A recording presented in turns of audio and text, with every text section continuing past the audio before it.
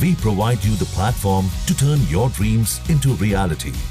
Give wings to your aspirations with KR Mangalam University.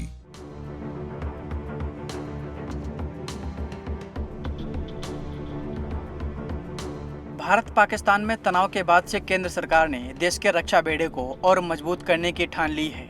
इसके लिए सरकार द्वारा रक्षा बजट में अतिरिक्त पैसा देने की बात भी सामने आई है। इस बीच भारत अपनी हथियार प्रणाली को और मजबूत कर रहा है, जिसके लिए राजनाथ सिंह ने एक बड़ा फैसला लिया है। रक्षा मंत्री राजनाथ सिंह ने आज एक बड़ा कदम उठाया। रक्षा मंत्री ने भारतीय वायुसेना के लिए 5वीं पीढ़ी के deep penetration advance medium combat aircraft को स्वदेशी रूप से विकसित करने के लिए एक मेगा प्रोजेक्ट को मंजूरी दे दी है। इसे लागू करने के लिए निष्पादन मॉडल को मंजूरी दे दी गई है। भारत अपनी वायु शक्ति क्षमता को बढ़ाने के लिए एडवांस स्टील्थ फीचर्स के साथ medium wait deep penetration fighter jet विकसित करने की महत्वाकांक्षी AMCA परियोजना पर काम कर रहा है।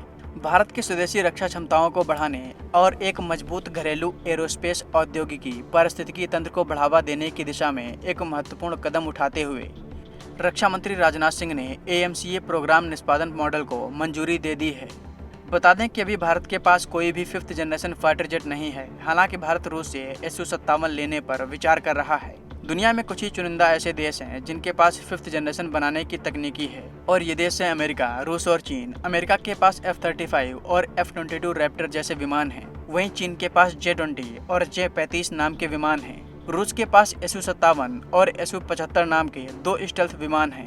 पाकिस्तान भी चीन से J-35 विमान खरीद रहा है। ऐसे में भारत को भी एक 5th जनरेशन विमान की आवश्यकता है। इसीलिए भारत जल्द से जल्द कोशिश कर रहा है कि वो एक स्वदेशी 5th जनरेशन फाइटर जेट बना ले। AMCA प्रोजेक्ट के तहत भारत इस पर काम भी कर रहा है, लेकिन इसे बनकर तैयार होने में अभी काफी समय है। इसी वजह से भारत रूस के Su-57 को खरीद सकता है। पहले कहा जा रहा था कि भारत अमेरिका के F-35 को खरीदेगा, लेकिन अमेरिका के ये विमान बहुत महंगे हैं और अमेरिका इसकी पूरी तकनीकी भी नहीं दे रहा। इसी वजह से भारत रूस के Su-57 की तरफ देख रहा है।